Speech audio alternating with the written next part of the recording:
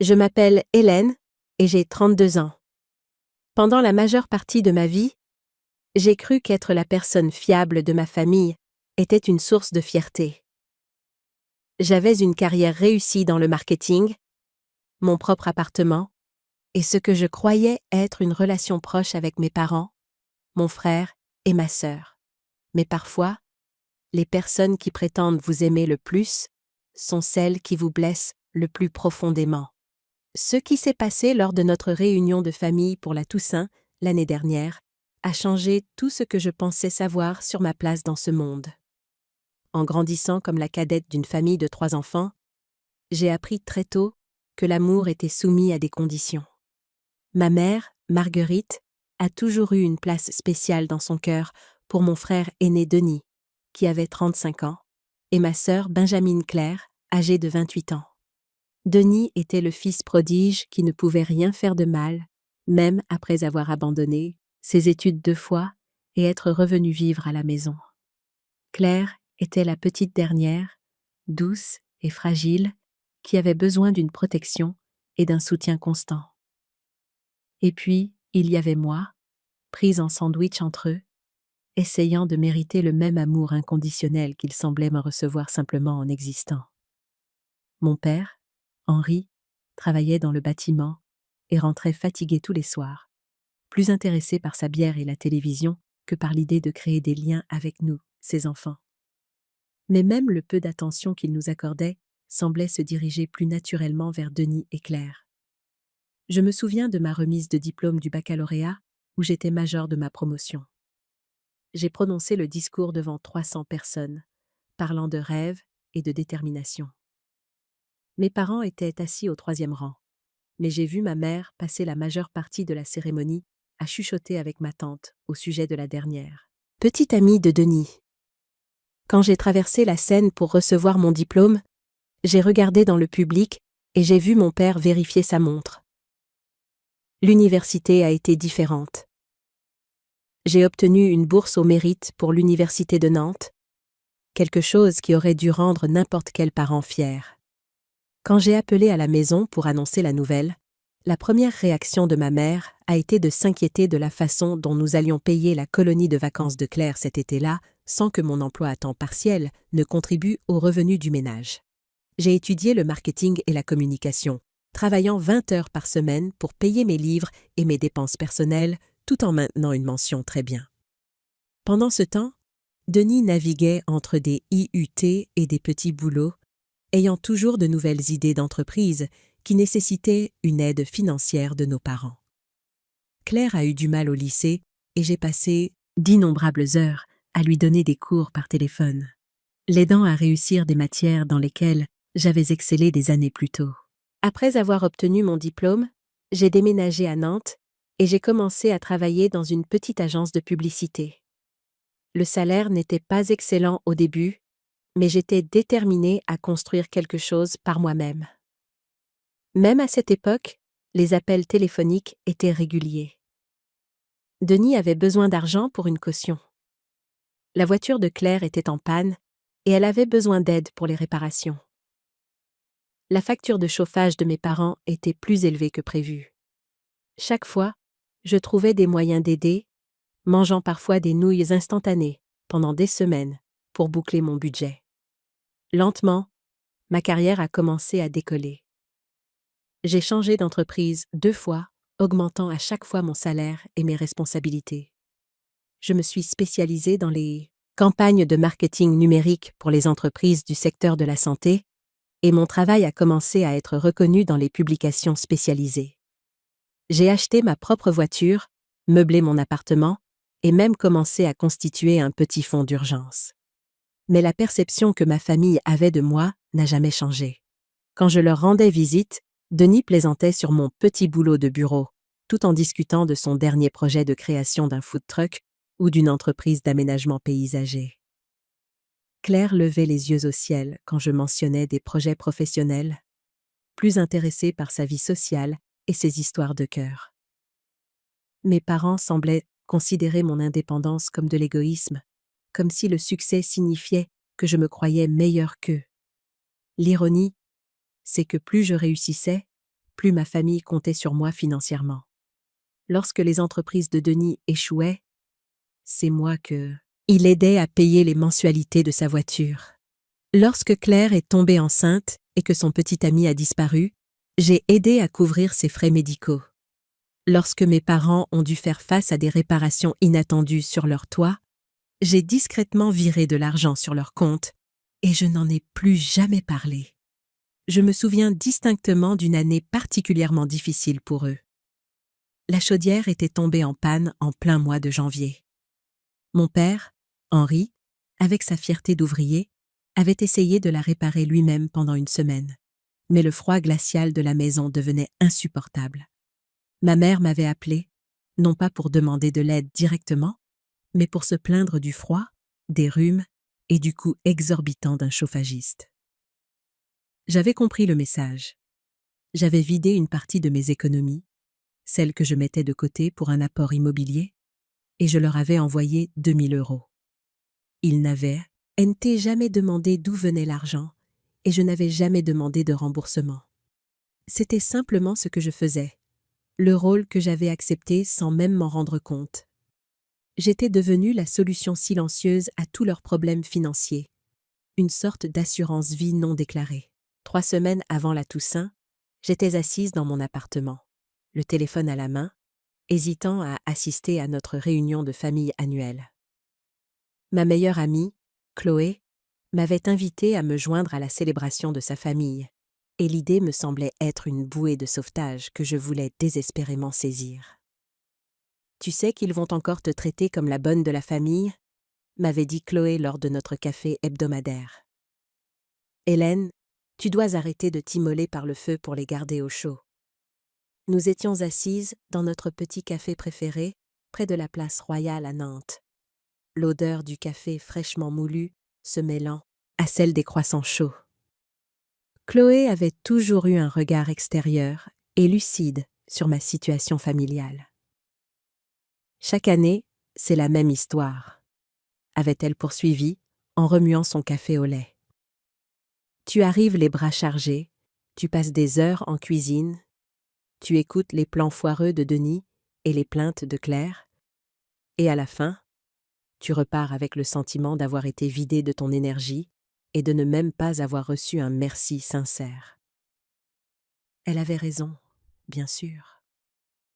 Chaque année, je me promettais que ce serait différent, que je ne me laisserais pas faire. Mais le poids des habitudes et de ce désir insatiable d'approbation finissait toujours par l'emporter. Mais quelque chose au fond de moi, cette petite fille qui espérait encore l'approbation de sa mère, m'a convaincue de leur donner une chance de plus. Peut-être que cette année serait différente. Peut-être qu'ils verraient enfin à quel point j'avais travaillé dur, tout, et que j'avais accompli tout ce que j'avais sacrifié pour eux au fil des ans. J'ai dépensé plus d'argent que je n'aurais dû pour les préparatifs. Je suis allée chez un caviste réputé du centre-ville et j'ai acheté une bouteille de Sancerre à 50 € que le vendeur m'avait recommandée, sachant que mon père appréciait les bons vins de Loire. Je me suis arrêtée chez le fleuriste et j'ai choisi un magnifique arrangement d'automne avec des roses orange foncé et des chrysanthèmes dorés. À la pâtisserie, j'ai commandé le gâteau aux pommes et au caramel au beurre salé préféré de ma mère, celui qu'elle disait toujours être trop cher pour les occasions ordinaires. La veille de la Toussaint, j'ai soigneusement emballé un petit cadeau pour chaque membre de la famille. Pour Denis, un portefeuille en cuir pour ses entretiens d'embauche. Pour Claire, un bon cadeau pour un spa dont elle avait parlé. Pour mes parents, une photo de nous tous du Noël Praying. Ses dents, professionnellement restaurées et encadrées. J'avais passé des heures à choisir ces cadeaux, espérant que ces gestes tangibles pourraient enfin traduire l'amour et l'attention que mes mots ne semblaient jamais pouvoir communiquer efficacement. C'était ma façon de dire « Je vous vois, je vous écoute, je tiens à vous ». Le trajet en voiture jusqu'à la maison de mon enfance dans un village de la vallée de la Loire a duré 45 minutes, à travers des routes familières bordées de pavillons similaires et de pelouses brunies par l'automne. Chaque kilomètre ravivait des souvenirs. L'école primaire, où j'avais remporté le concours de dictée 3 années de suite. Le parc, où j'avais appris à Claire à faire du vélo, pendant que mes parents assistaient au match de football de Denis. La bibliothèque où j'avais passé d'innombrables après-midi parce que la maison semblait trop chaotique pour faire mes devoirs. Je me suis garée dans l'allée derrière, le fourgon de Denis, remarquant la nouvelle bosse sur la portière passager, qui représentait probablement une autre déclaration d'assurance qu'il ne pouvait pas se permettre. Le monospace de Claire était garé de travers sur une partie de la pelouse, car le créneau n'avait jamais été son point fort. En m'approchant de la porte d'entrée, je pouvais entendre des rires et des conversations à travers les fenêtres. Pendant un instant, j'ai ressenti cette lueur d'espoir familière. Peut-être qu'ils étaient heureux. Peut-être que cette réunion serait remplie d'une chaleur et d'une connexion authentique. Ma mère a ouvert la porte avant que je puisse frapper, et ses premiers mots ont concerné mon apparence. « Hélène, tu as l'air fatiguée. Tu manges assez ? Tu es si mince. » Elle m'a serré brièvement dans ses bras, puis s'est immédiatement reculée. « Oh, tu es un peu en retard. On se demandait si tu avais changé d'avis. Il était 12h47. Le déjeuner était prévu pour 13h. À l'intérieur, la maison sentait la dinde au marron, mais aussi ce relent de renfermé qui venait de tapis, qui avait besoin d'être remplacé, et de fenêtres rarement ouvertes. Denis était assis dans le vieux fauteuil de mon père, une bière à la main, parlant fort à sa nouvelle petite amie, Béatrice, de ses projets de création d'une entreprise de nettoyage de piscine au printemps. Claire courait après son fils de 2 ans, autour de la table basse, pendant que son mari, Thomas, faisait défiler son téléphone, apparemment indifférent au chaos. Mon père a levé les yeux de la télévision assez longtemps pour hocher la tête dans ma direction. « Hélène, bien ? Tu peux aider ta mère dans la cuisine ? Pas de bonjour, pas de comment s'est passée ta route ? Juste une assignation immédiate à mon rôle familier de personnel de soutien familial. » J'ai posé mes cadeaux sous le petit sapin de Noël artificiel que ma mère installait chaque année début novembre. Puis j'ai apporté mon vin et mes fleurs à la cuisine. Les plans de travail étaient ouverts de vaisselle sale et d'aliments à moitié préparés. Ma mère se tenait devant la cuisinière, remuant la sauce d'une main et vérifiant la dinde de l'autre, des rides de stress profondément gravées autour de ses yeux. « Peux-tu finir la purée ?» m'a-t-elle demandé sans me regarder. « Et peut-être mettre la table ?» Claire s'est occupée du petit toute la journée. J'ai regardé à travers l'embrasure de la porte Claire, qui était maintenant assise sur le canapé, faisant défiler son téléphone pendant que son mari courait après leur fils. Mais j'ai enfilé un tablier et j'ai commencé à écraser les pommes de terre, retombant dans le rythme familier des réunions de famille où je travaillais pendant que les autres se détendaient. En me déplaçant dans la cuisine, j'ai commencé à saisir des fragments de conversation qui me nouaient d'un estomac. À travers le mince mur entre la cuisine et le salon, j'entendais ma mère et Denis parler à voix basse pendant une coupure publicitaire. « La situation d'Hélène ne fait qu'empirer », disait ma mère. Elle a 32 ans et elle est toujours célibataire, vivant dans ce minuscule appartement, dépensant de l'argent dans du vin cher au lieu d'économiser pour une maison. Denis a ri. Peut-être qu'elle devrait revenir vivre à la maison, économiser de l'argent. Je n'arrête pas de lui dire que son truc de marketing n'est pas une vraie carrière. Elle ferait mieux d'apprendre un métier manuel ou de trouver un mari qui puisse s'occuper d'elle. J'ai serré plus fort le presse-purée, mes jointures devenant blanches. Un truc de marketing. Je venais d'être promue directrice marketing senior dans une entreprise qui gérait les campagnes de 3 grands groupes hospitaliers. Mon salaire était plus élevé que tout ce que Denis avait jamais gagné dans sa vie, et j'avais été employée de manière stable alors qu'il passait d'un petit boulot à l'autre et d'un projet d'entreprise raté à l'autre. Lorsque j'ai apporté le plat de purée à la table de la salle à manger, Claire a lancé sa première pique de la journée. « Oh, Hélène, tu as encore apporté des fleurs. Tu sais que maman est allergique aux chrysanthèmes, non? La prochaine fois, apporte juste quelque chose de pratique. Cela faisait 5 ans que j'apportais des fleurs aux réunions de famille. Ma mère n'avait jamais mentionné d'allergie et elle avait toujours semblé les apprécier. Mais le commentaire de Claire était délivré avec ce sourire particulier qu'elle avait perfectionné. Celui qui avait l'air doux, tout en assénant de petites blessures. « Je peux les mettre dans ma voiture si c'est un problème. » ai-je offert. « Non, non, ça va, » a dit ma mère rapidement. « Claire, aide ta sœur à mettre la table. » Claire a soupiré de façon dramatique. « Je dois surveiller le petit. Thomas essaie toujours de régler ce truc du travail sur son téléphone. » J'ai donc mis la table seule, disposant la belle vaisselle que ma mère n'utilisait que pour les jours de fête, pliant les serviettes et plaçant les couverts tout en écoutant Denis décrire son dernier plan d'affaires à Béatrice. Celui-ci consistait à acheter des voitures accidentées aux enchères et à les revendre avec profit, malgré le fait que Denis ne connaissait rien à la réparation automobile et n'avait jamais mené à bien aucun projet d'entreprise qu'il avait lancé. Lorsque j'ai rejoint la cuisine pour aider aux derniers préparatifs, j'ai essayé de partager une bonne nouvelle concernant ma récente promotion. « Maman, je voulais te le dire plus tôt, j'ai eu une promotion le mois dernier. Je suis maintenant directrice marketing senior pour toute la division santé. » Elle a levé les yeux de la dinde, puis les a baissés. « C'est bien, ma chérie. Peux-tu vérifier si les petits pains sont cuits? »« C'est bien, ma chérie. » 4 mots qui contenaient en quelque sorte des années de mépris et d'indifférence. Quand Denis avait obtenu un emploi de magasinier dans un magasin de bricolage, ma mère avait appelé tout le monde qu'elle connaissait. Quand Claire avait réussi son permis de conduire à la 3e tentative, nous avions eu un dîner de célébration. Ma promotion, représentant des années de travail acharné et de croissance professionnelle, méritait la même réponse que la vérification de la cuisson des petits pains. Pendant la préparation du dîner, j'ai entendu mon père parler à Thomas des finances familiales. « Entre toi et moi, c'est de plus en plus difficile de tout suivre.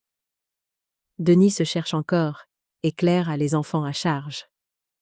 Parfois, je me demande ce qu'on ferait sans l'aide d'Hélène. » Le commentaire aurait dû être perçu comme une reconnaissance, mais la façon dont il l'a dit faisait passer mes contributions pour de la charité plutôt que pour un soutien familial, comme si j'étais une parente éloignée leur rendant service au lieu de leur fille, qui couvrait discrètement leurs urgences depuis des années. Mon neveu est entré dans la cuisine en titubant et a tiré sur ma jambe. « Tata Hélène, jouez !» Je me suis agenouillée à son niveau, souriant à son visage potelé et à ses yeux vifs. « Salut, mon grand. À quoi veux-tu jouer ?» Avant qu'il ne puisse répondre, Claire est apparue dans l'embrasure de la porte. « Viens, mon chéri. N'embête pas tata Hélène. Elle est occupée à aider mamie à cuisiner. » Elle l'a pris dans ses bras et l'a emporté, me laissant à genoux sur le sol de la cuisine, les bras vides. Le message était clair. Même mes tentatives de créer un lien avec les enfants étaient considérées comme des interruptions plutôt que comme des gestes d'amour de la part de leur tante. Alors que nous nous réunissions enfin autour de la table, j'ai regardé ma famille et j'ai senti une tristesse familière s'installer en moi. J'avais fait 45 minutes de route, apporté des cadeaux et de la nourriture coûteuse, et passé 2 heures à aider à préparer le repas. En retour, j'avais reçu des critiques sur mon apparence, un mépris pour mes réussites professionnelles et une relégation au statut de servante pendant que les autres se détendaient. Mais je me suis dit que c'était ainsi que fonctionnaient les familles. Chacun avait des rôles différents, des attentes différentes. Peut-être que j'étais trop sensible, que je voulais plus de reconnaissance que je ne le méritais. Peut-être que c'était simplement de l'amour exprimé de manière pratique plutôt que par des mots. Je n'avais aucune idée que la soirée était sur le point d'exploser d'une manière qui changerait tout pour toujours. Le dîner a commencé assez normalement, mon père disant une brève prière et ma mère s'agitant pour savoir si tout le monde avait assez à manger. Mais j'aurais dû reconnaître les signes avant-coureurs dans les sous-entendus de la conversation et la façon dont certains sujets revenaient sans cesse. Denis a dominé la majeure partie de la discussion, décrivant son idée d'entreprise de nettoyage de piscine avec l'enthousiasme de quelqu'un qui n'a jamais eu à concrétiser un véritable plan d'affaires. Les coûts de démarrage sont minimes, a-t-il expliqué à Béatrice, qui hochait poliment la tête en coupant sa dinde. Juste un camion, du matériel de base, peut-être 5 000 € pour commencer. Mon père s'est penché en avant avec intérêt. Ça semble raisonnable? Bien mieux que cette idée de food truck. Claire est intervenue pour le soutenir. Denis a toujours été doué de ses mains. Tu te souviens comment il a réparé la clôture au lycée? Je me souvenais de cette réparation de clôture. Elle s'était effondrée à Nouvéa, en moins de 6 mois. Et mon père avait dû engager un professionnel pour la reconstruire correctement. Mais les échecs de Denis étaient toujours recadrés comme des expériences d'apprentissage, tandis que toutes les difficultés que j'avais rencontrées pour construire ma carrière étaient considérées comme la preuve que j'avais choisi la mauvaise voie. Lorsque Béatrice a poliment posé des questions sur mon travail, j'ai de nouveau essayé de partager quelque chose de positif. Je viens de terminer une campagne pour l'hôpital Necker Enfants Malades, qui a augmenté leurs inscriptions aux dons d'organes de 30%. C'est vraiment gratifiant de travailler sur quelque chose qui a un impact direct sur les soins aux patients. Denis a reniflé. Don d'organes. C'est assez morbide, non? Claire a plissé le nez. Je n'aime pas penser à ce genre de choses. Pourquoi tu ne peux pas travailler sur quelque chose de joyeux, comme l'organisation de mariage, ou les produits pour bébé? Ma mère a semblé mal à l'aise. Hélène a toujours été attirée par les choses sérieuses. Même enfant, elle préférait les documentaires aux dessins animés.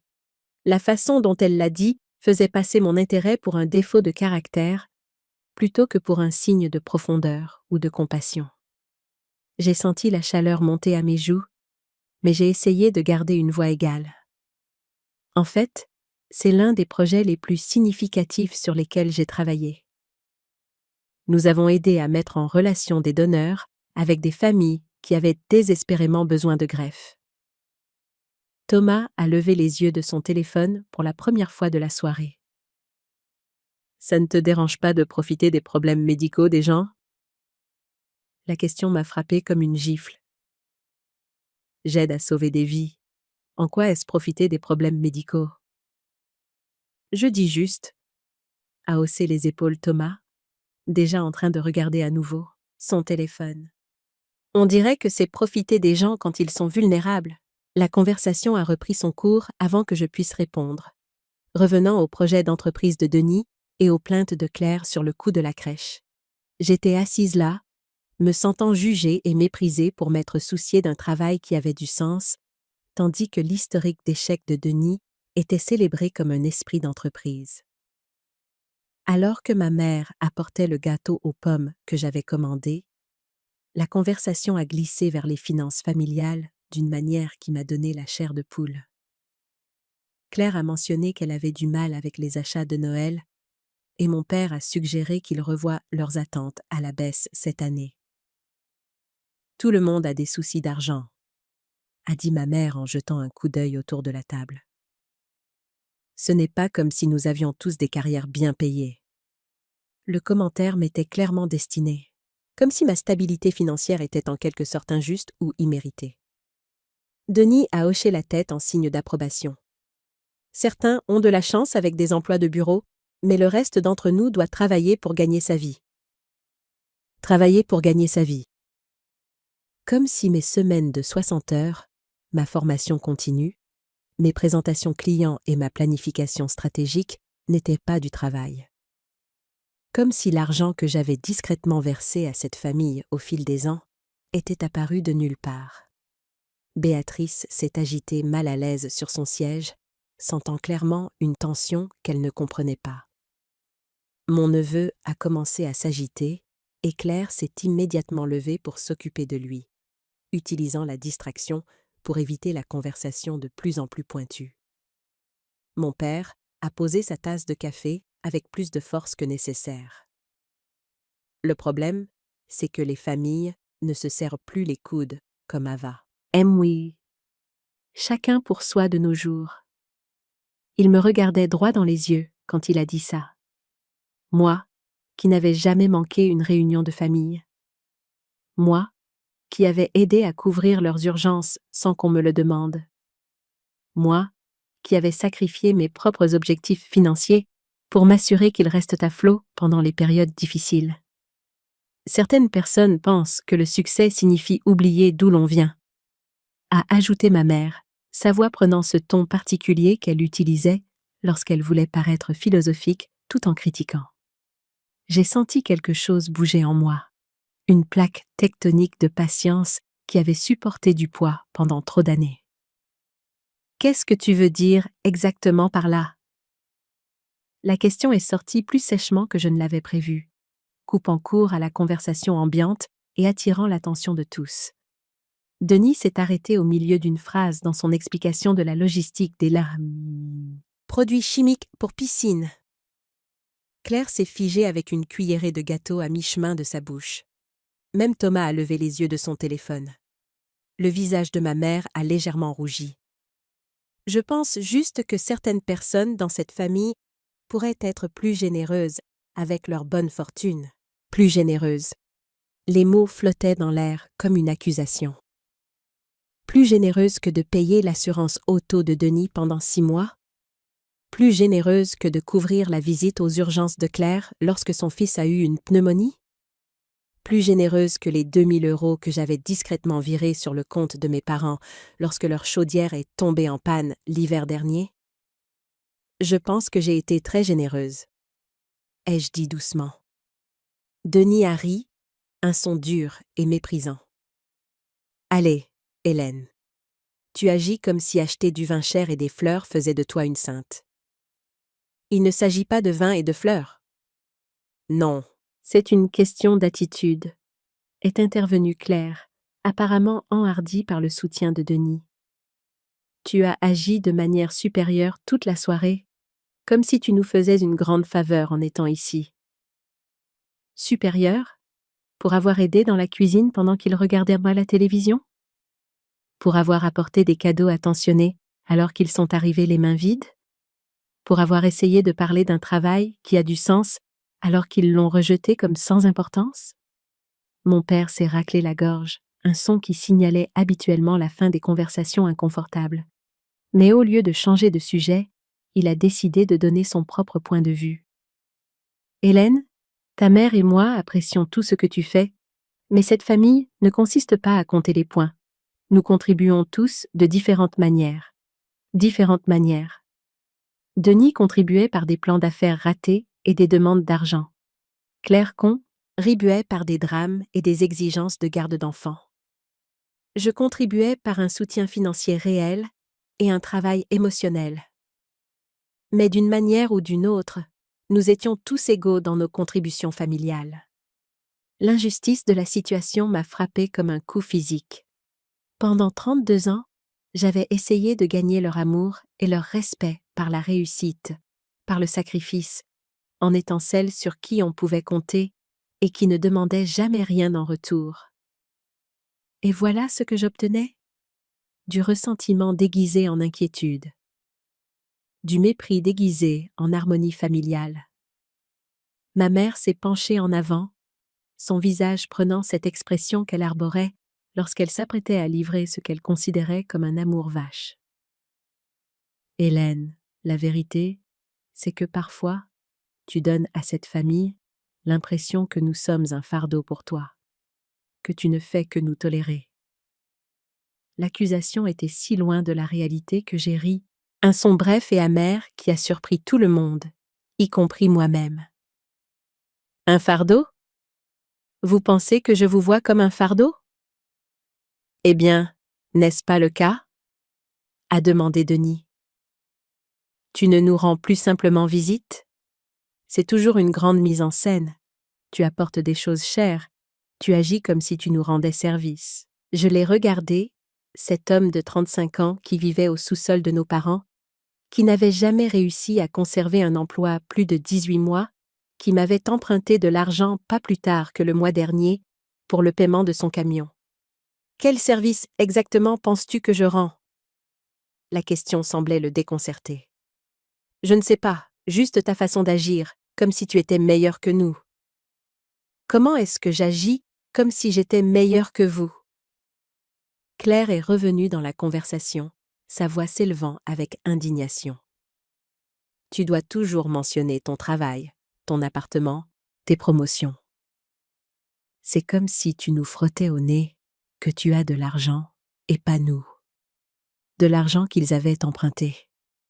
Des promotions que j'avais gagnées grâce à des années de travail acharné pendant qu'ils critiquaient mes choix de carrière.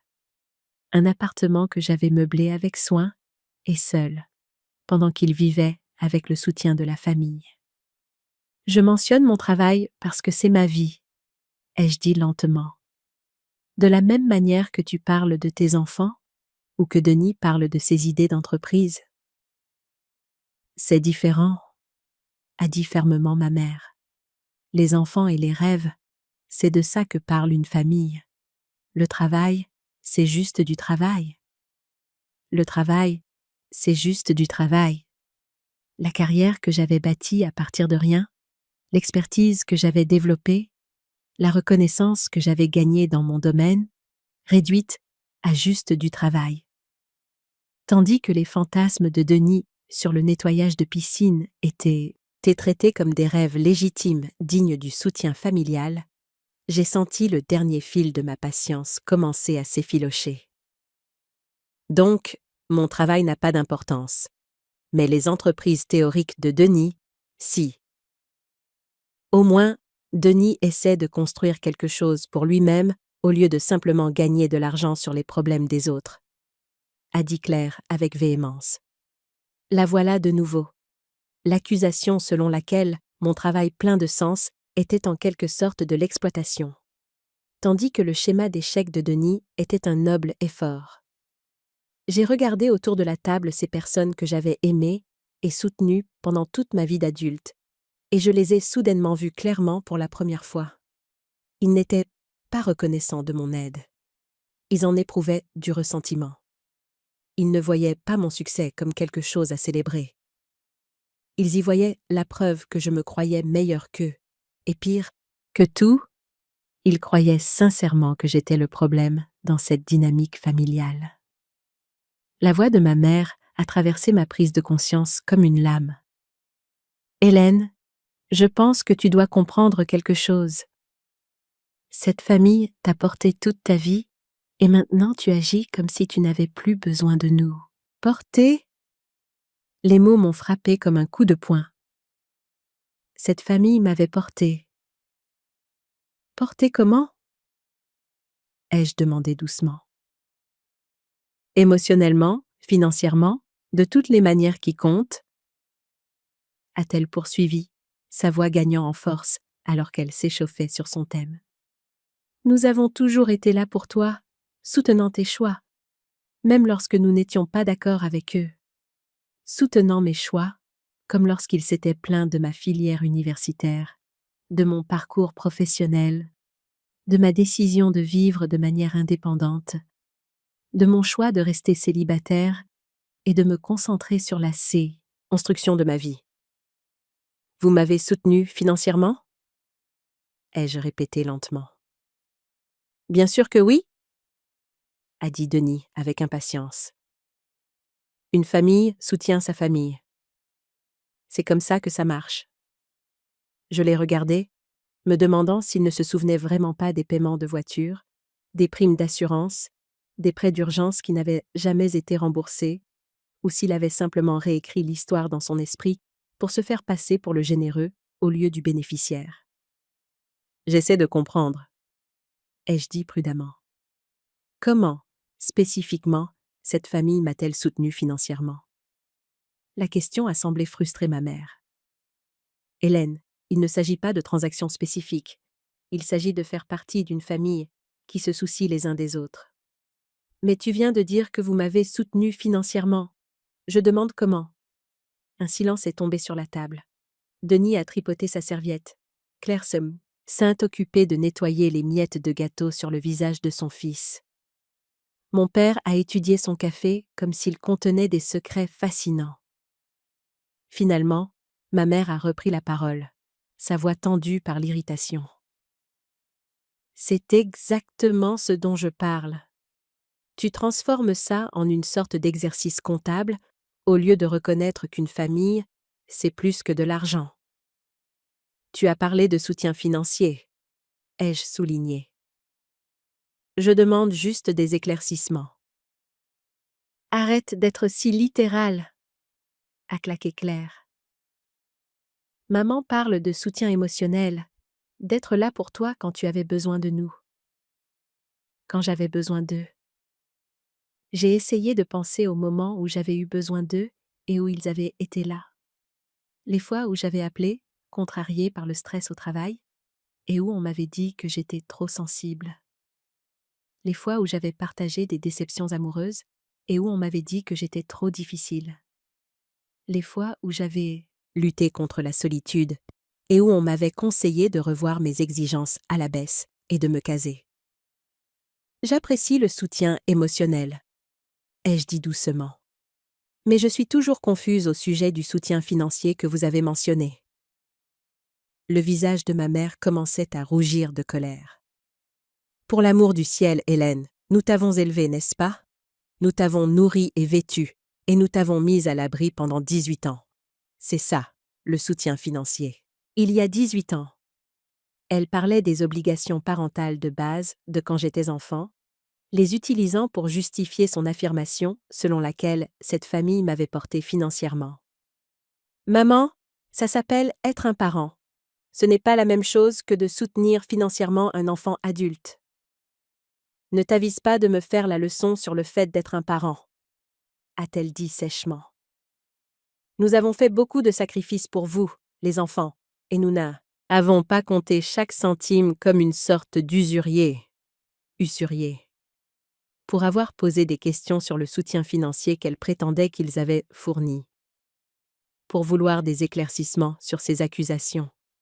Denis s'est penché en avant, le visage sérieux. Hélène, tu es vraiment égoïste en ce moment.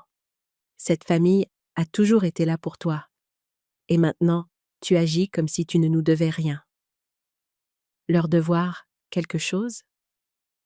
Le mot flottait dans l'air, entre nous, clarifiant tout. Ils croyaient que je leur devais quelque chose. Mon succès, mon argent, ma gratitude, ma soumission. Ils croyaient qu'en m'élevant, ils avaient acheté le droit sur mes revenus d'adulte et ma déférence éternelle. Que vous dois-je? Ai-je demandé. Le respect? A dit ma mère immédiatement. La reconnaissance pour tout ce que nous avons fait pour toi. Et qu'avez-vous fait pour moi en tant qu'adulte? La question a semblé l'exaspérer.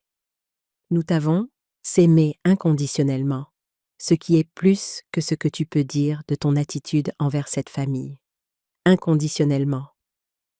Un amour qui s'accompagnait de critiques constantes, d'attentes financières et d'exigences de gratitude. Un amour qui exigeait que je minimise mes réussites et que je subventionne leurs échecs. Si vous m'aimez inconditionnellement, pourquoi mon succès vous dérange-t-il autant? Ton succès ne nous dérange pas, a dit Denis avec impatience. C'est ton attitude face à ton succès qui nous dérange. Quelle attitude? Comme si tu étais meilleur que nous, a répété Claire. Comme si tu avais dépassé ta famille. J'ai regardé leurs visages autour de la table, tous concentrés sur moi avec divers degrés de frustration et de colère. Ils croyaient sincèrement que ma fierté tranquille pour mes réalisations était de l'arrogance. Ils pensaient honnêtement que mon indépendance financière était une trahison des valeurs familiales. Ils sentaient vraiment que j'étais l'égoïste dans cette dynamique. Et soudain, avec une clarté cristalline, j'ai compris exactement ce qui se passait. Il ne s'agissait pas d'amour ou de loyauté familiale. Il s'agissait de contrôle. Tant que je restais reconnaissante et soumise, acceptant leur version de la réalité où j'étais la chanceuse qui avait en quelque sorte trébuché sur le succès, ils pouvaient continuer à bénéficier de mes réalisations tout en maintenant leur sentiment de supériorité. Mais dès que je montrais le moindre signe de reconnaissance de ma propre valeur, la moindre indication que je pourrais cesser d'accepter leur récit, je devenais une menace qui devait être neutralisée. La voix de ma mère a traversé ma prise de conscience, comme le dernier clou dans le cercueil de mes illusions. Hélène, je vais être franche avec toi. Parfois, cette famille a l'impression que tu n'es qu'un poids mort, que nous te portons, par obligation. Poids mort. Les mots m'ont frappé comme un coup de poing, chassant l'air de mes poumons et me laissant sans voix. Poids mort. Après des années de soutien financier, de travail émotionnel et de présence inconditionnelle dans leur vie, j'étais un poids mort, qu'ils portaient par obligation. La pièce est devenue complètement silencieuse. Même mon neveu a cessé de babiller dans sa chaise haute. Denis a regardé ma mère comme s'il ne pouvait pas croire qu'elle l'avait vraiment dit. Le visage de Claire est devenu pâle. Mon père a posé sa tasse de café et a détourné le regard. Mais ma mère a continué, apparemment inconsciente de l'impact dévastateur de ses paroles.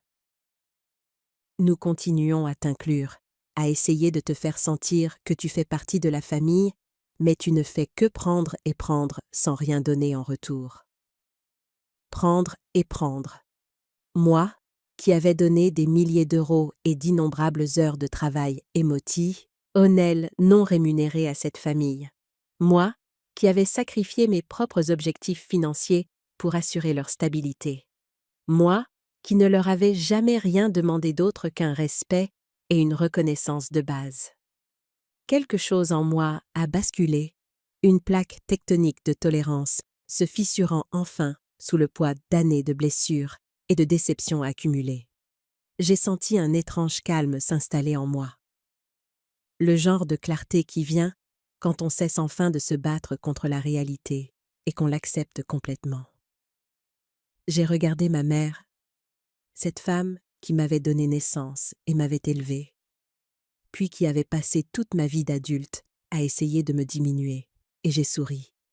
« Bien », ai-je dit doucement. « Alors lâchez-moi et on verra qui tombe vraiment. » L'effet de mes mots a été immédiat et électrique. Le visage de ma mère est passé du rouge au blanc complet en l'espace d'un battement de cœur. Sa bouche s'est ouverte et fermée, et sans un son, comme un poisson cherchant de l'air. Denis s'est redressé sur sa chaise, soudainement alerte. Claire a fait tomber sa fourchette, le cliquetis résonnant dans le silence absolu qui s'était abattu sur la pièce. « Qu'est-ce que tu as dit ?» a murmuré ma mère. J'ai dit « Bien. Si je suis un poids mort que vous portez par obligation, alors lâchez-moi. Voyons qui tombe vraiment quand vous le ferez. » Mon père s'est raclé la gorge, mal à l'aise. « Hélène, ta mère ne le pensait pas comme ça. » Je me suis tournée pour le regarder, cet homme qui avait passé toute ma vie à laisser ma mère parler au nom de la famille pendant qu'il se cachait derrière son journal et ses émissions de télévision. Comment le pensait-elle ? Papa ? Il s'est agité sur son siège, évitant mon regard. Elle est juste frustrée. Nous le sommes tous. Cette conversation a dérapé. Non, ai-je dit calmement. Cette conversation est devenue honnête. Pour la première fois en 32 ans, maman a dit exactement ce qu'elle pense de moi. Je suis un poids mort que cette famille porte par obligation. Ce n'est pas ce que je voulais dire, a dit rapidement ma mère, mais sa voix manquait de conviction. Alors qu'est-ce que tu voulais dire ? Elle cherchait ses mots, son visage passant par des expressions de panique, de colère et de confusion. Je voulais dire que parfois, tu nous donnes l'impression que nous ne sommes plus importants pour toi. En ayant une carrière réussie, En agissant de manière supérieure à ce sujet? J'ai senti cet étrange calme s'approfondir, comme si je m'enfonçais dans de l'eau chaude. Toutes ces années à marcher sur des œufs, à essayer de me faire plus petite pour qu'ils puissent se sentir plus grands, à tenter de cacher mes réussites pour qu'ils ne se sentent pas menacés. Tout cela avait été inutile. Ils allaient toujours ressentir de l'amertume face à mon succès parce que cela remettait en question leur propre récit. Je veux être sûre de bien comprendre, ai-je dit lentement. Vous croyez que je me crois supérieure à vous parce que j'ai un bon travail et mon propre appartement. Ce n'est pas ce que tu as, a dit Denis désespérément. C'est la façon dont tu agis par rapport à ce que tu as? Comment est-ce que j'agis? Comme si ça te rendait meilleur que nous. Je me suis adossée à ma chaise, étudiant son visage. Denis, quand est-ce que tu m'as félicité pour la dernière fois pour quelque chose? La question a semblé le prendre au dépourvu. Qu'est-ce que tu veux dire? Je veux dire, quand est-ce que quelque chose de bien m'est arrivé pour la dernière fois et que tu as exprimé une joie sincère pour mon succès? Il m'a regardé, le regard vide. Je ne sais pas. Je suppose que je ne vois pas les choses comme ça. Quand j'ai eu ma promotion le mois dernier, quelle a été ta réaction? Silence. Quand j'ai acheté ma voiture il y a 2 ans, qu'as-tu dit? Plus de silence. Quand j'ai obtenu le contrat de marketing pour le groupe hospitalier dont j'étais si enthousiaste, comment as-tu réagi? Denis semblait de plus en plus mal à l'aise. Je ne me souviens pas de conversations spécifiques. Moi, si. Tu as dit que le marketing, c'était juste vendre des produits dont les gens n'ont pas besoin. Tu as dit que j'avais de la chance d'avoir trouvé quelque chose qui payait bien pour un travail aussi facile. Je ne voulais rien dire de mal par là. Qu'est-ce que tu voulais dire? Il a cherché une réponse. Je suppose que je voulais juste dire que certaines personnes ont des chemins plus faciles que d'autres. Des chemins plus faciles? Tu penses que ma carrière a été facile? Plus facile que le travail physique. Je l'ai regardé. Cet homme de 35 ans, qui n'avait jamais occupé un emploi plus de 18 mois, qui n'avait jamais terminé un projet qu'il avait commencé, qui n'avait jamais assumé la responsabilité de ses échecs. Comment le saurais-tu? Tu n'as jamais fait le travail que je fais. Je sais que ce n'est pas physique. Tu as raison. C'est mental et émotionnel. Ça demande de l'éducation, de la formation, de la créativité, de la résolution de problèmes, de la gestion de clients, et environ 60 heures par semaine d'efforts concentrés. Mais tu as raison, ce n'est pas physique. Claire est intervenue, sentant apparemment que Denis perdait du terrain. Hélène, tu ne comprends pas le problème. Nous n'attaquons pas ton travail. Nous parlons de ton attitude. Qu'est-ce qui vous dérange spécifiquement dans mon attitude? Tu veux toujours avoir raison. Tu veux toujours prouver que tu sais mieux que tout le monde. J'ai considéré cette accusation. Peux-tu me donner un exemple? Comme maintenant? Tu transformes toute cette conversation en une sorte d'interrogatoire, et où tu nous fais passer pour des idiots. Je pose des questions pour comprendre ce qui vous contrarie. En quoi cela vous fait-il passer pour des idiots? Tu vois, tu recommences. Tu agis comme si tu étais une sorte d'avocate ou quelque chose comme ça. Agir comme une avocate. Pour vouloir de la clarté dans la communication. Pour refuser d'accepter des accusations vagues sans exemple spécifique. Claire, je vais te poser une question directe et j'apprécierais une réponse directe. Crois-tu que je me crois meilleure que toi? Elle s'est agitée sur son siège, mal à l'aise. Parfois, c'est l'impression que ça donne. Ce n'est pas ce que j'ai demandé. Crois-tu que je pense personnellement que je suis une meilleure personne que toi? Je ne sais pas ce que tu penses. Mais tu viens de m'accuser d'agir de manière supérieure. Si tu ne sais pas ce que je pense, Comment peux-tu savoir comment j'agis? Ma mère a frappé la table de sa main, faisant sursauter la vaisselle. Arrête, Hélène. Arrête de tout déformer et de nous faire passer pour des idiots. Je n'essaie de faire passer personne pour quoi que ce soit. J'essaie de comprendre pourquoi tu m'as traité de poids mort. Parce que tu l'es, a-t-elle dit, sa voix s'élevant avec émotion. Tu prends de la place dans cette famille. Tu demandes de l'attention et de la reconnaissance, mais tu ne donnes rien en retour. Ne rien donner en retour. L'accusation flottait dans l'air comme la fumée d'un feu qui était enfin en train de tout brûler. J'ai pris mon téléphone dans mon sac, j'ai fait défiler mon application bancaire jusqu'à ce que je trouve ce que je cherchais. Puis, j'ai posé le téléphone sur la table pour que tout le monde puisse voir l'écran. Voici mon relevé de compte des 12 derniers mois, ai-je dit doucement. Voulez-vous que je le parcours ligne par ligne et que je vous montre tout ce que je n'ai pas donné en retour à cette famille? Le visage de ma mère est devenu encore plus pâle. Hélène, non. Non quoi?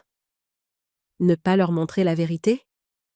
Denis s'est penché pour regarder l'écran du téléphone, le visage confus. Qu'est-ce qu'on regarde? 15 janvier, ai-je dit en pointant une ligne. 500 € à Denis Martin. C'était pour le paiement de ton fourgon quand tu disais que tu étais entre deux boulots. Le visage de Denis a rougi. C'était un prêt. Vraiment? Parce que je ne me souviens pas que tu l'aies jamais remboursé. 3 février, 750 € à Marguerite et Henri Martin. C'était pour la réparation de la chaudière. Mon père a enfin levé les yeux, le visage mal à l'aise.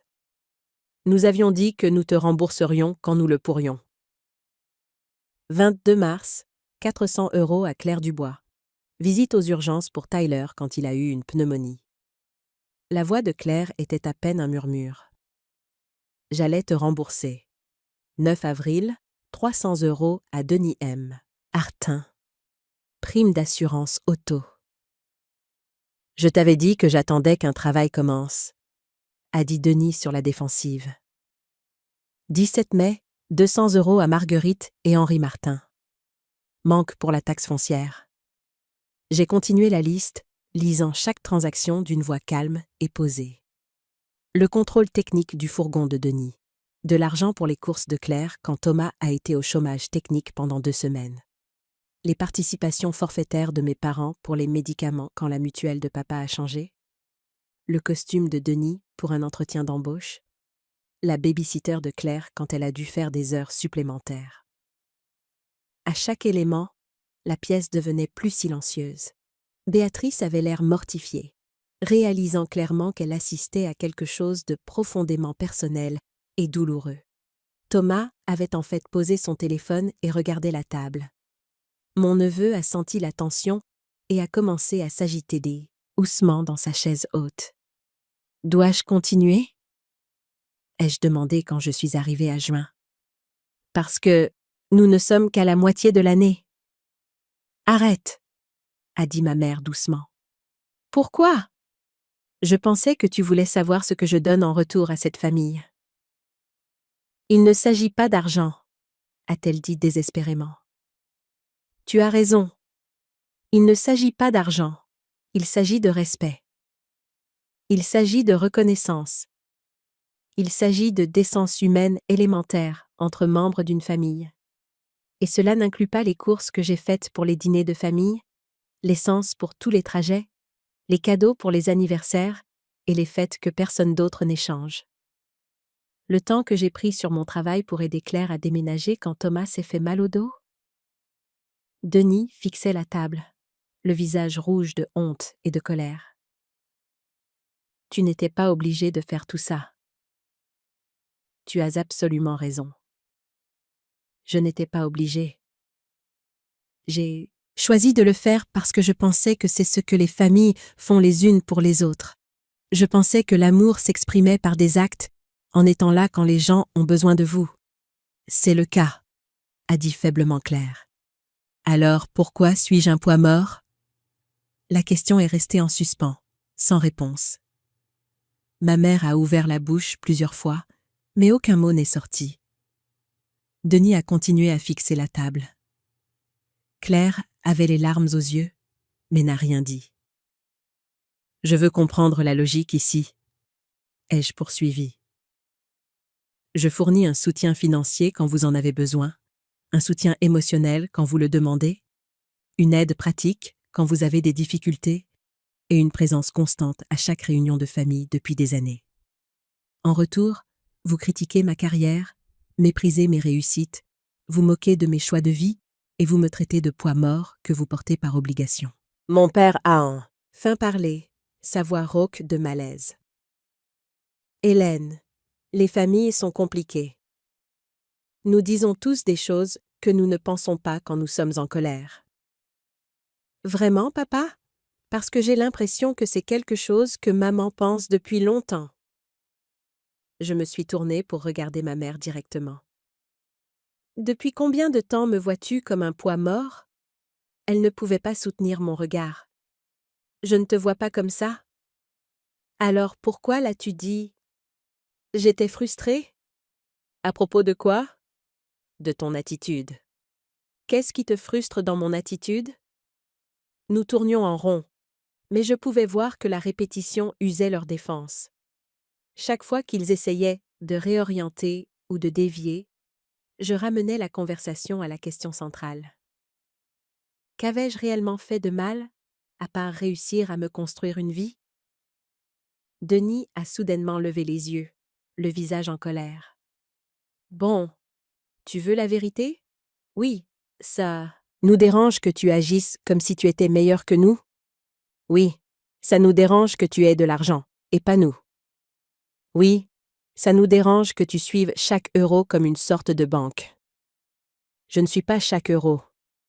Je suis mon propre argent que je gagne durement et que je choisis de partager avec ma famille quand elle a besoin d'aide. Mais tu suis les comptes. Tu viens de le prouver avec ce téléphone. Je tiens des registres parce que je suis une adulte responsable qui surveille ses finances. De la même manière que tu tiendrais des comptes si tu prêtais de l'argent à un ami. Nous ne sommes pas des amis? A dit soudainement Claire. Nous sommes une famille. Exactement. Vous êtes ma famille, ce qui rend encore plus douloureux que vous voyez ma responsabilité financière comme un moyen de compter les points au lieu de la reconnaître comme une preuve de combien je tiens à vous. La conversation s'engageait sur un terrain qui semblait à la fois dangereux et nécessaire. Des années de ressentiments inexprimés étaient enfin mises en lumière, et l'image qu'elles révélaient était plus laide que je ne l'avais jamais imaginée. Mais je n'avais plus peur des vérités laides. J'étais fatiguée de prétendre que ce dysfonctionnement était une dynamique familiale normale. J'en avais fini de protéger leurs sentiments au détriment de ma propre dignité. J'ai une dernière question, ai-je dit doucement.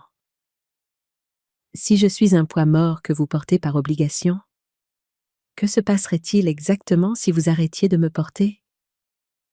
La question a semblé les frapper comme un coup. Le visage de ma mère est passé du blanc au gris. Denis a reculé sa chaise de la table, comme s'il avait besoin d'espace pour traiter ce que je demandais. Claire s'est mise à pleurer silencieusement, les larmes coulant sur son visage, sans un bruit. « Tu ne penses pas ça ?» a murmuré ma mère. « Vraiment, tu vis. Anse de me dire que je suis un poids mort, que tu portes par obligation. Je t'offre de te soulager de ce fardeau. »« Hélène, tu es dramatique, » a dit mon père. Mais sa voix manquait de conviction. « Le suis-je? » Réfléchissons logiquement. Si je suis un poids mort, alors retirer ce poids devrait faciliter la vie de tout le monde. Vous n'aurez plus à faire semblant de vous soucier de ma carrière. Vous n'aurez plus à m'inclure dans les réunions de famille où ma présence met apparemment tout le monde mal à l'aise. Vous n'aurez plus à me porter.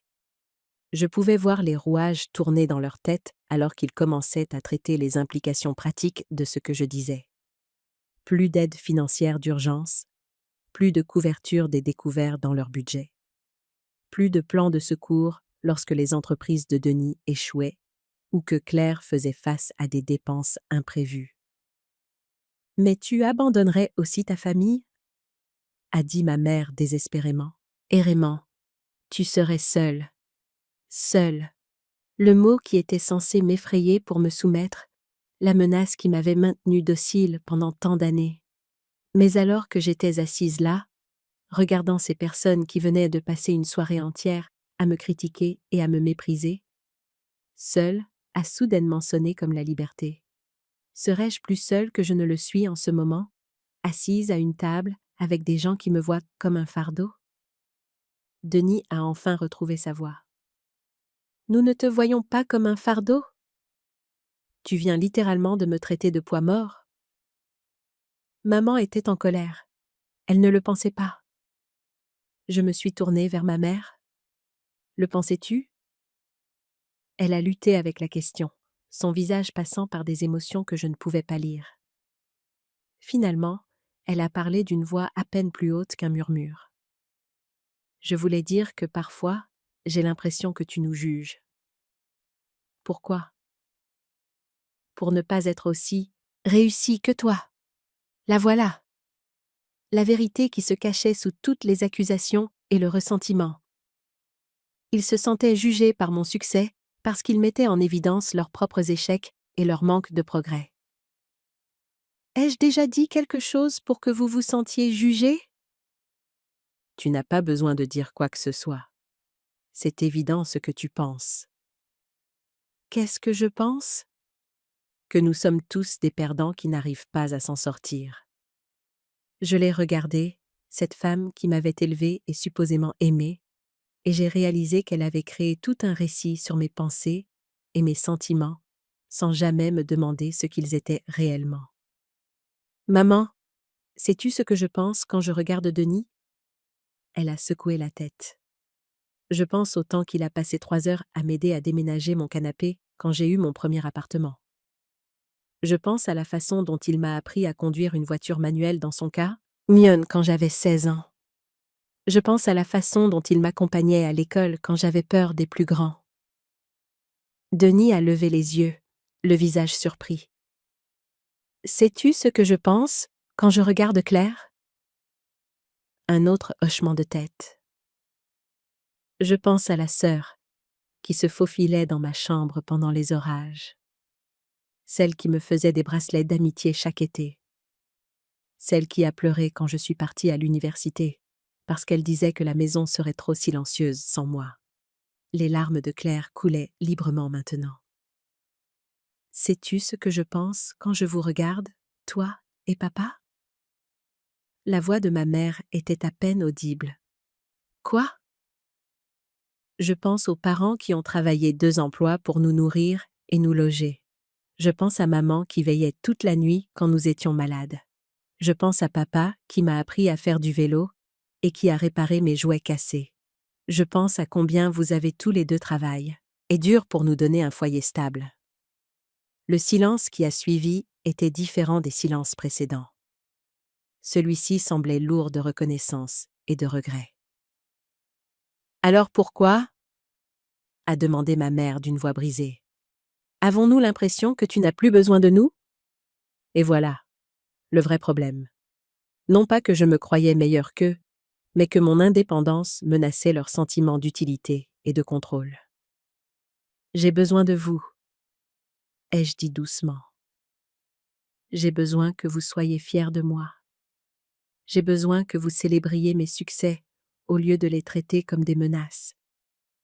J'ai besoin que vous voyiez mon aide financière comme de l'amour au lieu de compter les points.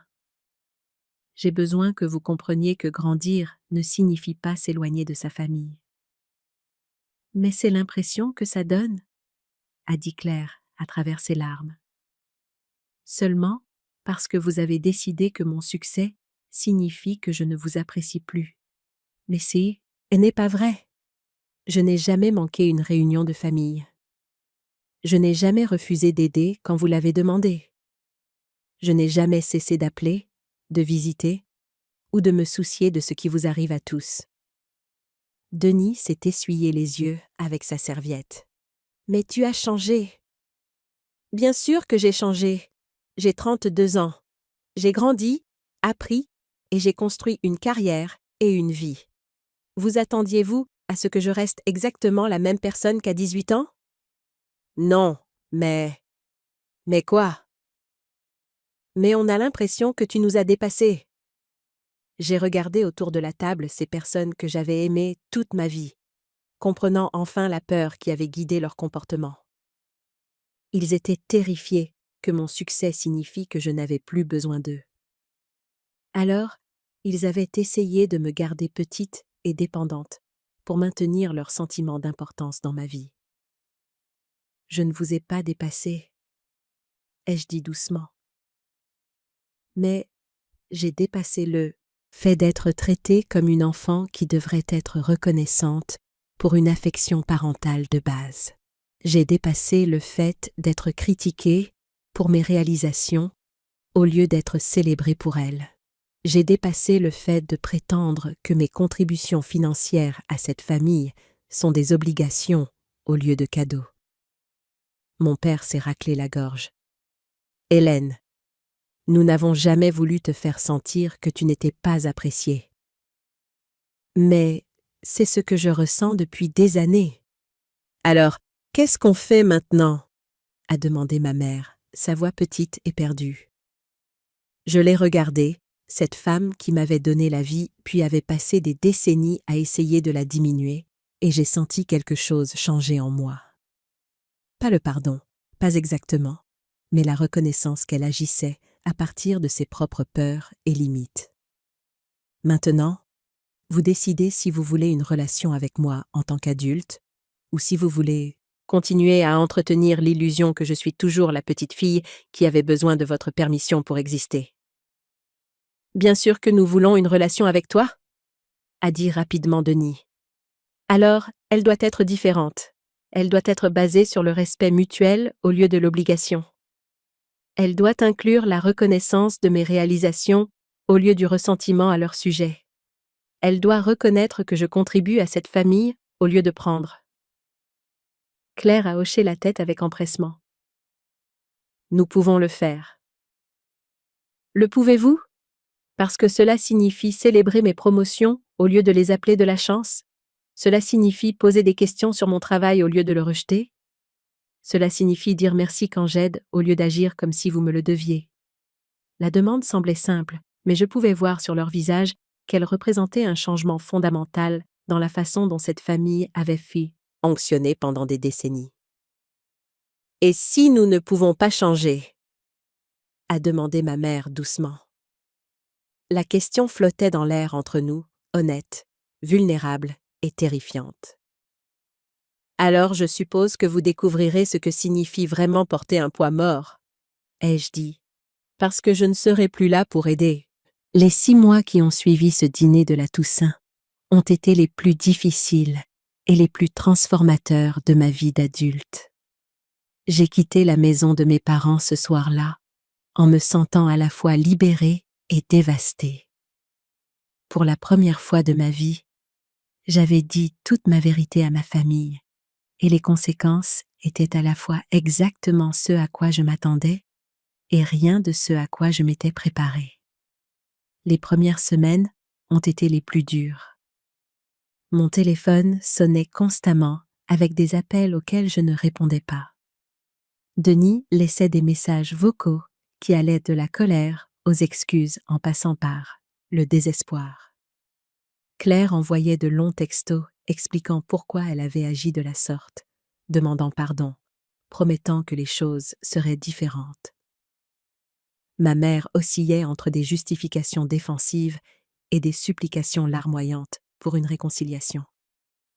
Mais j'avais pensé ce que j'avais dit.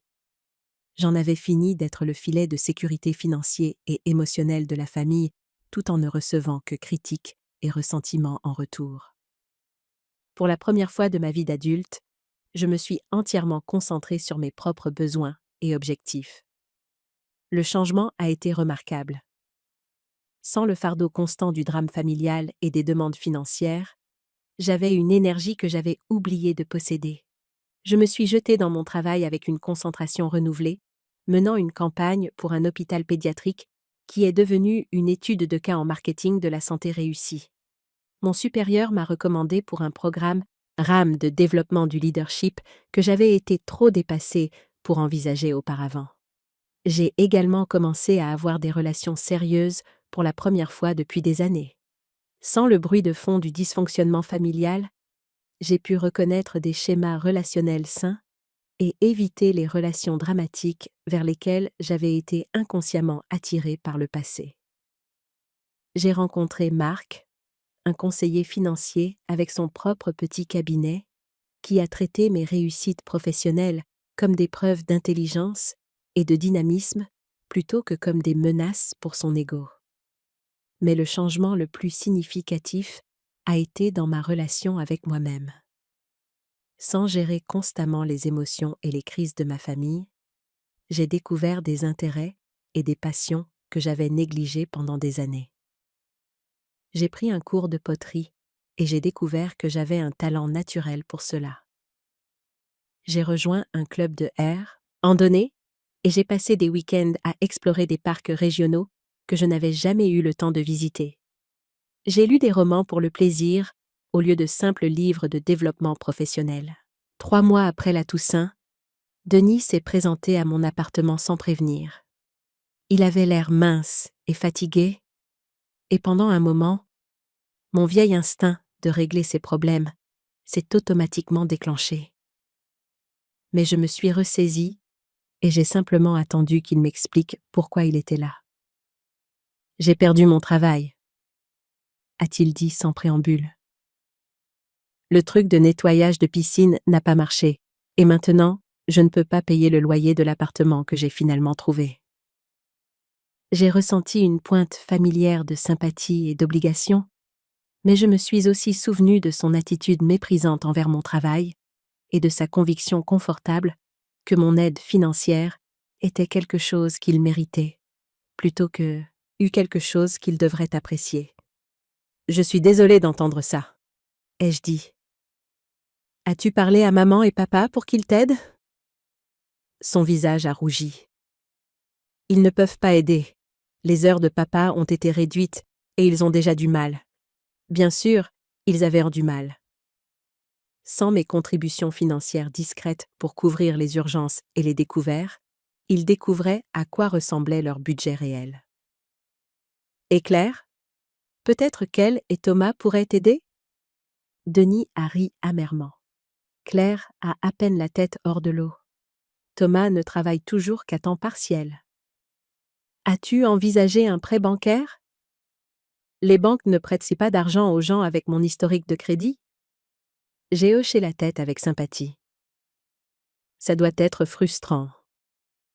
Nous sommes restés là, sur le pas de ma porte. Lui, attendant que je lui offre de l'aide, et moi, attendant qu'il demande directement où qu'il parte. Finalement, il a craqué. « Hélène, j'ai besoin d'argent. Je sais que j'ai été un con à la Toussaint, mais je suis désespérée. » « De combien as-tu besoin ?» L'espoir a scintillé dans ses yeux.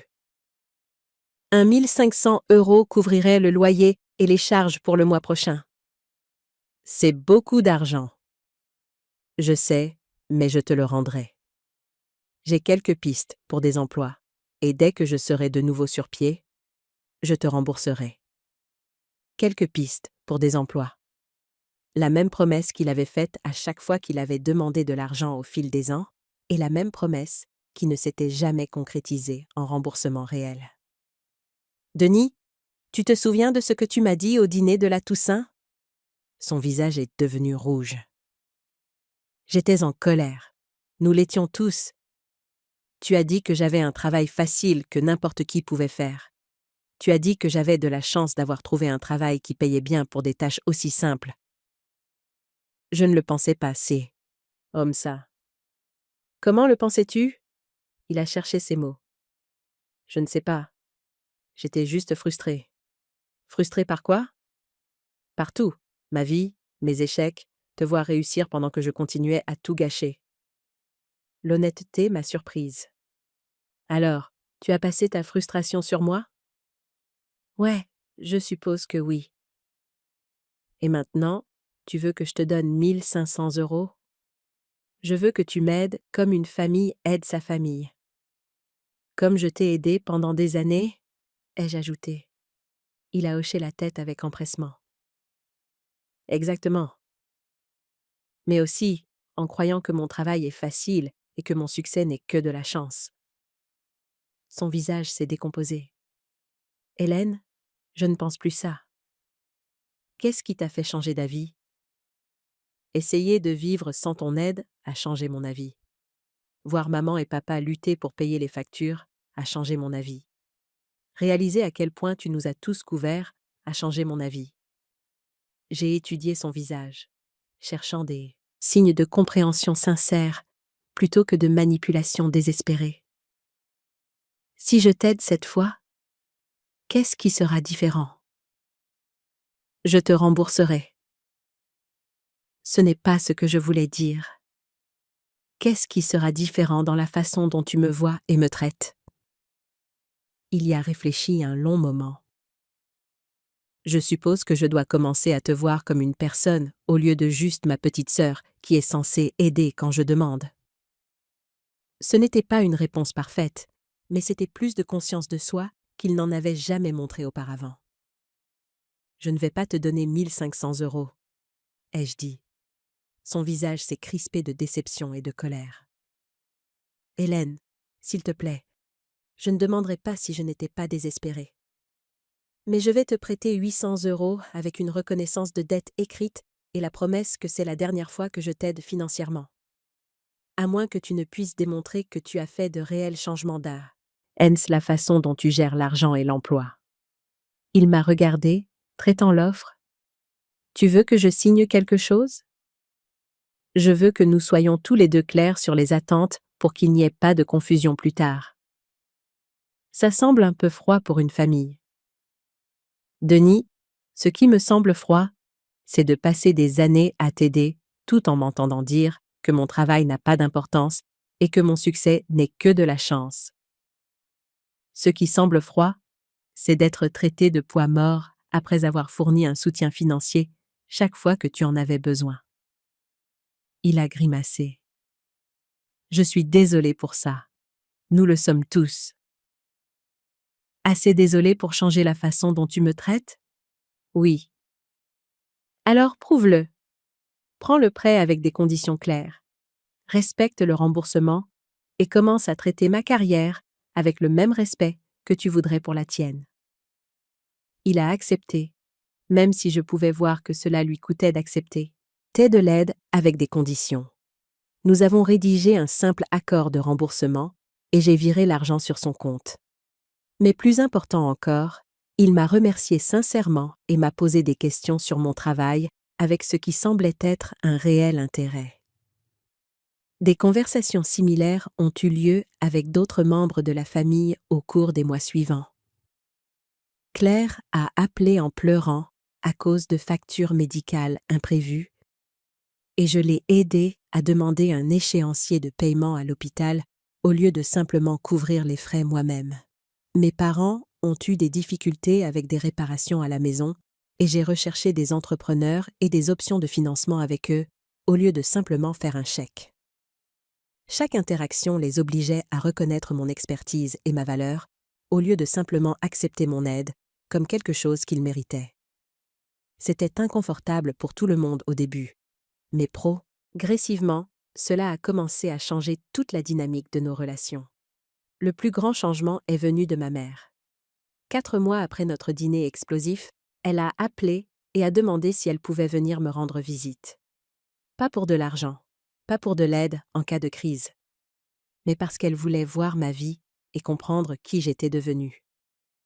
Elle a passé un samedi entier dans mon appartement, regardant mes livres et mes œuvres d'art, rencontrant Marc quand il est passé, posant des questions détaillées sur mes projets de travail et mes objectifs futurs.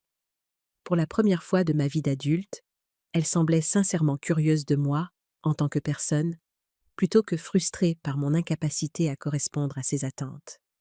« Je te dois des excuses », a-t-elle dit alors que nous étions assises sur mon canapé à boire du café. J'ai eu si peur de te perdre que j'ai essayé de te garder petite et dépendante. Je pensais que si tu avais besoin de nous, tu reviendrais toujours à la maison. Je n'ai jamais cessé d'avoir besoin de vous. Ai-je dit? J'avais juste besoin de vous différemment que lorsque j'étais enfant. Je ne pouvais pas voir la différence. Pour moi, l'indépendance ressemblait à un rejet. Mais ce n'en était pas un. C'était de la croissance. Elle a hoché la tête, les larmes aux yeux. Je le sais maintenant. Voir à quel point nous avons tous lutté sans ton aide m'a fait réaliser à quel point tu as maintenu cette famille à flot. Je n'essayais de maintenir personne à flot. Tu essayais juste de nous aimer de la meilleure façon que tu connaissais. En réglant vos problèmes, au lieu de vous y faire face, a-t-elle complété. C'était un moment de clarté qui nous a surprises toutes les deux. Peut-être que nous faisions toutes les deux les choses de travers. Ai-je dit? Peut-être. Mais je veux faire mieux maintenant. Aujourd'hui, près d'un an après ce dîner de Toussaint dévastateur, ma relation avec ma famille est fondamentalement différente. Pas parfaite, mais honnête, comme elle ne l'a jamais été auparavant. Denis travaille de manière stable pour la première fois depuis des années et a effectivement effectué 2 paiements sur son prêt. Claire s'est inscrite à des cours en ligne pour terminer ses études et a cessé de me demander de résoudre des problèmes qu'elle peut gérer elle-même. Mes parents ont appris à gérer leurs finances sans mes subventions secrètes, et ils ont découvert qu'ils sont plus capables qu'ils ne le pensaient. Plus important encore, ils ont appris à voir mon succès comme quelque chose à célébrer plutôt que comme quelque chose qui menace leur sentiment de valeur. Lorsque j'ai été promue directrice marketing le mois dernier, ma mère a appelé pour me féliciter et m'a posé des questions détaillées sur mes nouvelles responsabilités. Denis a envoyé une carte 10 en qu'il était fier d'avoir une sœur qui avait travaillé si dur pour atteindre ses objectifs. Claire a publié un message sur ma promotion sur les réseaux sociaux, me qualifiant d'inspiration. Les changements n'ont pas été immédiats ni faciles. Il y a eu des revers, des disputes et des moments où je me suis demandé si j'avais commis une terrible erreur en forçant cette confrontation. Mais progressivement, nous avons tous appris de nouvelles façons de nous lier les uns aux autres, basées sur le respect plutôt que sur l'obligation, sur l'appréciation plutôt que sur le ressentiment. J'ai appris que fixer des limites ne signifie pas couper les ponts. Cela signifie définir le type de traitement que vous êtes prêt à accepter et le type de relation auquel vous êtes prêt à participer. J'ai appris qu'aider les gens peut en fait leur nuire si cela les empêche de développer leurs propres compétences d'adaptation et leur autonomie. Plus important, encore, j'ai appris que l'amour ne devrait pas vous obliger à vous faire plus petit pour que les autres puissent se sentir plus grands. Ma famille a appris que le succès n'est pas une ressource limitée. Mes réalisations ne diminuent pas leur valeur ou leur potentiel. Ils ont appris que l'aide financière est un cadeau, pas une obligation, et que les cadeaux doivent être reçus avec gratitude plutôt qu'avec attente. Ils ont appris que voir quelqu'un que vous aimez grandir et réussir devrait être une célébration, pas une compétition. La leçon la plus puissante pour nous tous a été de comprendre la différence entre porter quelqu'un et se noyer avec lui. Pendant des années, j'ai pensé que l'amour signifiait absorber leurs problèmes et leurs émotions, prendre la responsabilité de leurs échecs et de leurs crises. Je pensais qu'être nécessaire signifiait être épuisé. Mais le véritable amour signifie soutenir les gens pendant qu'ils apprennent à se soutenir eux-mêmes. Cela signifie célébrer leur croissance plutôt que de permettre leur stagnation.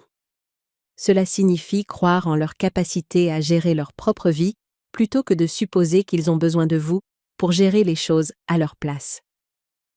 Parfois, les gens qui vous traitent de poids mort sont en fait en train de se noyer et ils essaient de vous entraîner avec eux.